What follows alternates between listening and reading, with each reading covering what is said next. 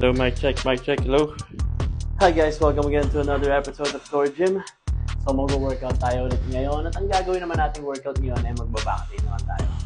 And syempre, ilalagay ko pa rin dyan yung mga workout na gagawin natin. So meron nga tayo ditong soundbar na gagamitin sa workout natin guys, from DT Select nga yan. At syempre kung gusto nyo ng speaker na to at napakagandang quality sound, check nyo lang yung yellow basket sa video nito.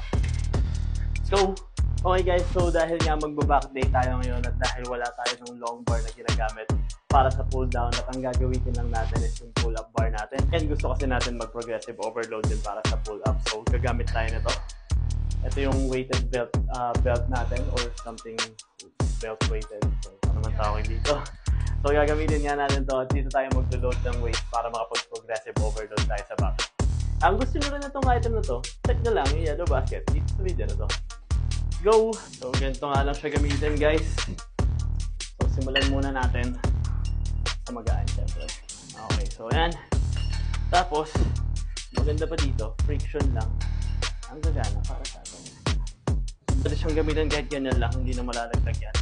Pero ang ginagawa ko is, nilalak ko pa siya sa kabila. Okay? Go! Okay, so first workout nga natin is pag-pull up tayo. At i-apply natin yung progressive overload gamit etong belt natin. Go!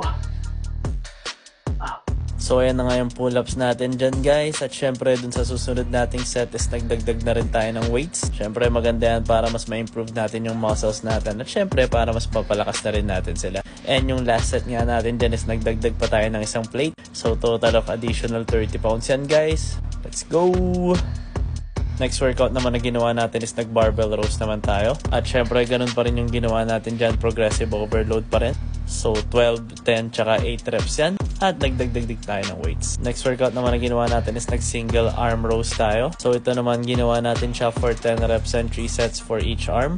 Next naman is nag-close grips na rin nga tayo dyan. At ginamit nga natin dyan yung resistance band natin. So, ginawa naman natin yan for 16 reps and 3 sets. So, medyo magaan nga dyan yung resistance band para sa back natin. Kaya nagdagdag na lang rin tayo ng reps. So, for our next workout, nagsama na nga rin pala tayo ng mga bicep workout. So, yun nga yung first workout natin para sa bicep is nag-21s nga tayo. At ginawa natin yan for 3 sets. And for our last workout, nag-hammer curls nga rin tayo dyan. At ginawa natin yan for 10 reps and 3 sets. So, kaya nga sinama natin yung hammer curls dyan guys, syempre para mapalakas yung bicep natin at pati na rin yung forearm natin. Dahil malaking tulong din sila, lalo na pag nagba-back workout tayo para mas makabuhay tayo ng mas mamabigat. Okay.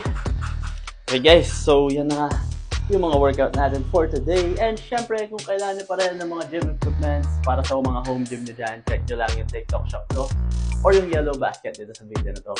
And kung kailangan nyo naman ng mga workout or yung mga dating workout ng mga ginawa ko, check nyo lang yung bio ko. Follow for more. Bye-bye!